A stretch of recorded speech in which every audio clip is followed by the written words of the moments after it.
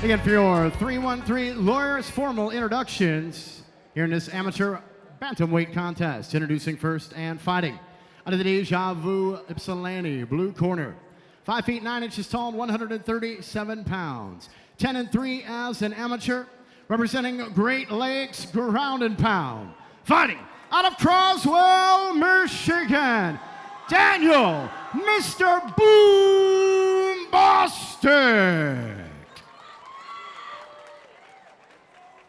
And his opponent, fighting out of the N-Power Television red corner. 5 feet 9 inches tall, 135 pounds. 4-2 as an amateur, representing Scorpion Fighting Systems.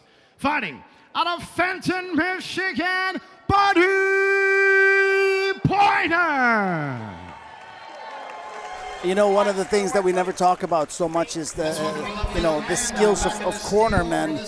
But that's one thing I got to give to James Gray, is one of the best cornermen in the business. If you listen to him as a fighter, he will talk you in and out of just about everything. Absolutely, a guy that has a ton of knowledge, both inside and outside of the cage, and his fighters respect it, and they listen so well to him because he gives such clear and accurate instructions. Yeah.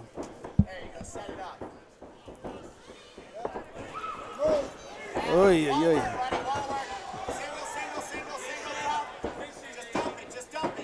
Nice takedown by Buddy. Yeah, you can see that grappling is definitely his happy home. Buddy's in a perfect corner here. Just took it right to his corner, and this is where you want to be right here. You know, amateur, take notes. This is where you want to be. Yeah. He's got a nice guillotine. It's kind of almost looking for like a palm up power guillotine. Bostick in a tough spot. But he got out. It's dangerous too, because we were talking Bombastic being pretty devastating with his ground and pound and striking in general. So he keeps a very high pace. He's exciting every time he fights. Yeah, he is. So the question is, can Buddy slow Bostick's pace down? You know, with a nickname like Boom Boom, you gotta get it going. Yeah, and he ain't joking.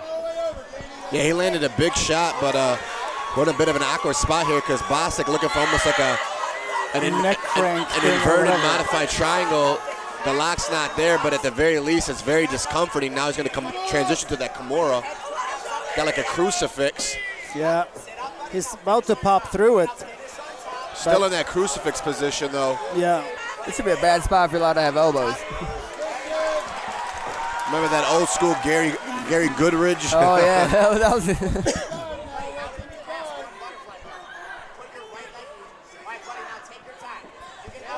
Nice little scramble here. A lot of action in the early minutes of the first round.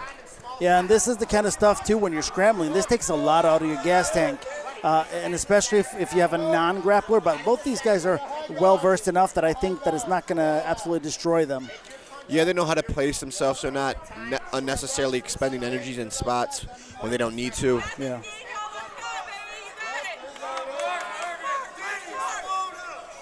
I do believe, is that Jason Favell over there in his corner?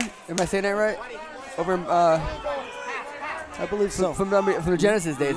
He wasn't no slouch either. So no, not at all. So, not at all. Bostick shooting for a heel hook attempt. You don't see that much in the amateur levels. And that's a submission that can tear your leg up when done correctly. It's a good time to hit it too early in the fight. Oh, had they switched to the inverted heel hook for a second, back to the traditional heel hook. Oh, and if you're an amateur fighter, you got to be smart enough to know when to tap. Yeah, because you can seriously get hurt with a heel hook. But Bostick gritted it out, and now he's on top. That was a good time for Buddy to try to hit it though early in the fight. Yeah. Sweat wasn't really pouring. Yeah. But as you mentioned before in the past, though, it has a risk and reward thing. You know, if you hit it, great. If you don't hit it, you're in a bad position once you don't hit it. Yeah, this is a tough round to score, in my opinion, because striking-wise, obviously, Bombastic was throwing the leather, and then after that, it was really, really well executed by Buddy on the submission attempts. But there are a couple of shots with Daniel also.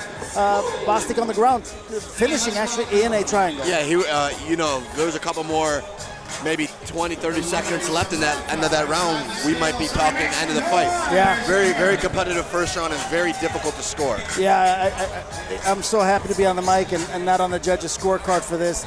And for all you guys listening, if you guys don't know how it works, these are judges that are spread out around the cage that don't sit by each other, can't communicate with each other, and the rounds get picked up after each round. So if you have a really close round and you're kind of leaning towards one guy, if you have another really close round, you can't kind of make it up because you've already scored the first one.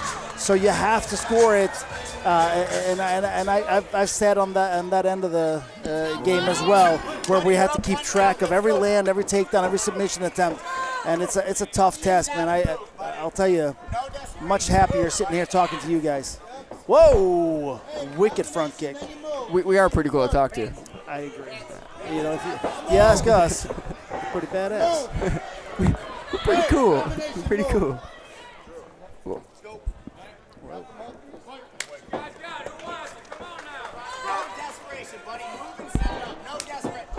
Bostick going upstairs, but nobody home.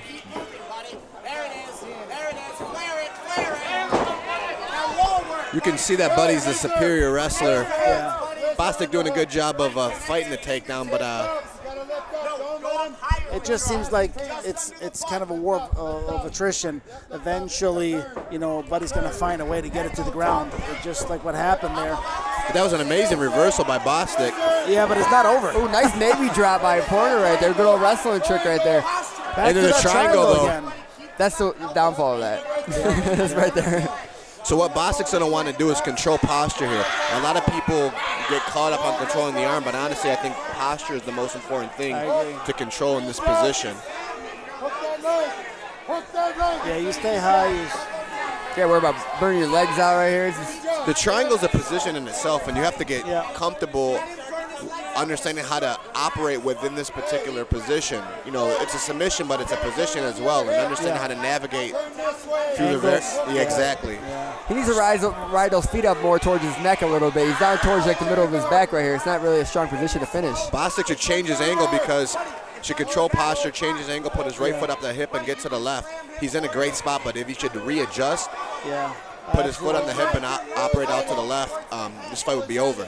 Yeah, you know, it's funny, but this is one of them things where you can learn an awful lot just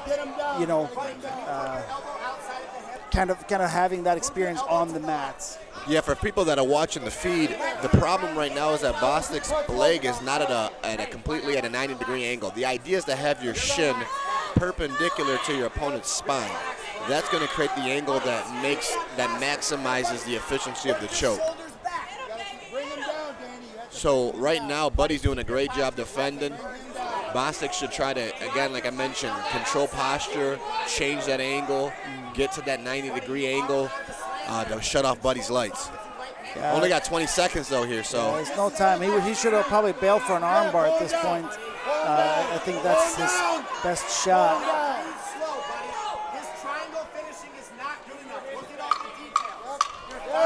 James Gray basically just reiterated what I was saying, that and there's a transition in the armbar, but not enough time. Yeah. Wow. But at the end of the day, that's still a round where Bostick is threatening and Buddy's defending, and that's a Bostick round. Yeah, yep, absolutely. So now it comes down to how do you score the first one, because if you score the first one in favor of Bostick, then we're looking to finish or else. No, absolutely. I think that this thing's at a 1-1. Winner of this round wins the fight. But I wouldn't bet on it. Oh, I wouldn't bet on anything, but I think James Gray made a great point about the details about the triangle weren't correct. And if they had been, Buddy would have been in a lot of trouble. Yeah, it would have been over. By the looks of it right here, I mean, it looks like that Bostick's a little more ready for the third round as opposed to Poyner, but really heavy breathing from Buddy. Defending the submission is as tiredness as applying it, you know? Takes a lot on your neck, especially with the triangle choke. You know, got to think your good posture, keep your neck up. Absolutely. It takes a lot out of you. Yeah, it does.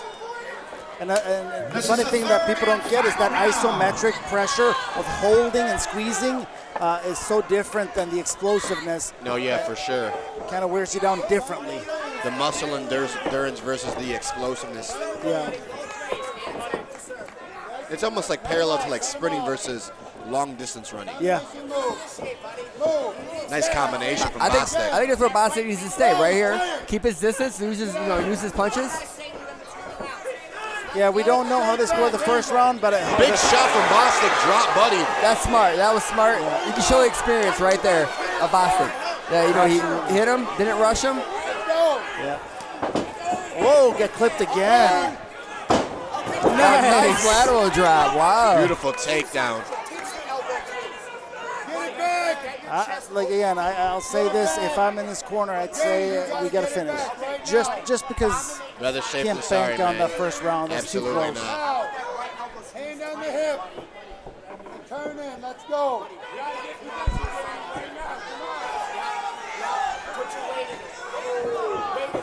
Looking for a key lock right now, Yeah. which And is a submission you don't really see finished that frequently nowadays. You do see it set up other things. No, yeah, it's more of a transitional. Yeah.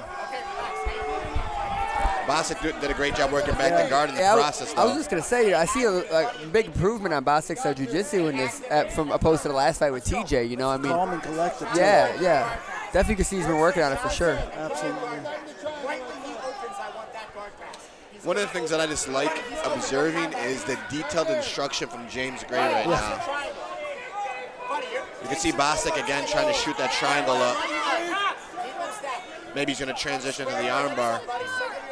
Turn the other way, Dan. Okay, now next time he opens, count that base and pass, please. But the question becomes, if we finish the round like this, what do you score higher?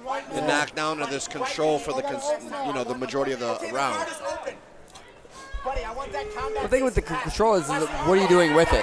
Absolutely. Oh, and he jumped right No. back in guard. Like, what are you doing with the control? I mean, are you letting it? Are You you got to do busy? damage. You gotta got to do something. damage in my book. You know? Yeah, I agree with that. Buddy, can you pass from the to half, please? Pass to half, buddy. And I think James Gray knows that because he wants Buddy to pass. He's not Absolutely. content with just sitting within his guard.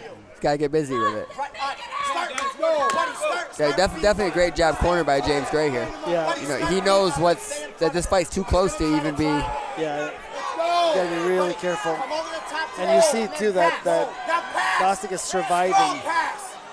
Buddy, kick your right leg back under the same hook.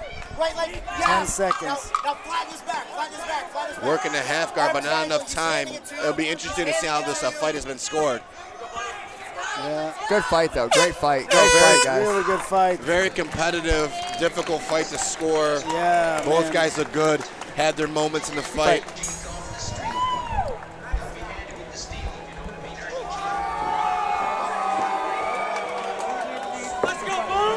I don't know, man.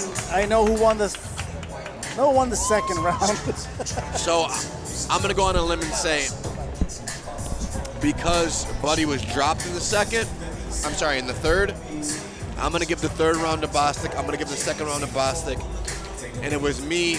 I'm going to score 29-28 Bostick, but again, difficult fight to score. I can see it going both ways. Yeah, 29-28 in either direction. It'd be hard to argue. You can see the replay here. Bostick caught him with that overhand right off the combination that dropped him. Yeah. No, I really like he doesn't wind his hands all that Bam, much. right on the button. And he Dropped keeps it nice him. and straight. Yeah, in the pipe with a lot of explosiveness. That's what I was talking about. He was so smart. You see his experience right there. He knew Buddy wanted this on the ground. Didn't rush him. He knew he wasn't super hurt. Let him back up and let's finish it. I'd like to see him get a little more busier once he let him up, though, because he is kind of on the back pedal, kind of hurt a little bit. Yeah. So let's push the pace on the feet a little bit, but don't overcommit and get chance to get taken down. It's walking that fine line between appropriately aggressively and overly aggressive.